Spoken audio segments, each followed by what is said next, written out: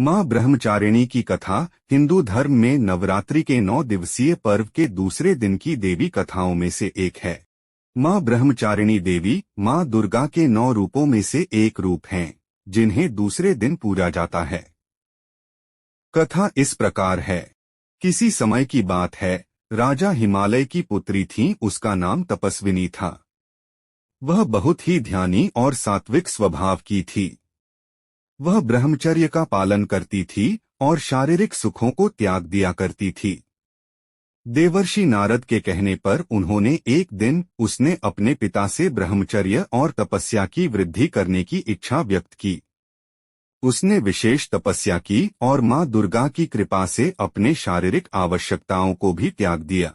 केवल फल और मूल खाकर 1000 साल बिताए।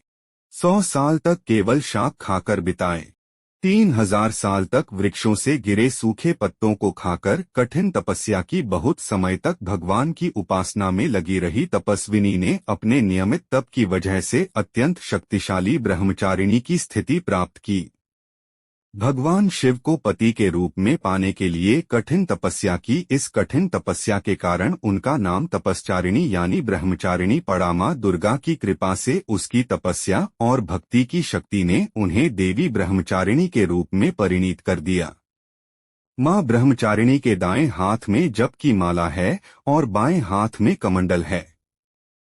उन्हें पीला और सफेद रंग पसंद है।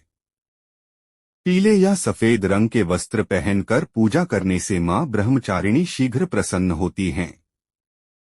इस प्रकार मां ब्रह्मचारिणी ने अपने सत्यनिष्ठा, ध्यान और तपस्या की शक्ति से लोक कल्याण की दिशा में अपनी सेवा की और लोकानुकंपा का प्रदर्शन किया। उनकी कथा साधकों को ब्रह्मचर्य और तप की महत्वपूर्ण भूमिका का संदेश देती है। ऐसे ही इंटरेस्टेड टॉपिक्स या अधिक जानने के लिए चैनल को फॉलो करें।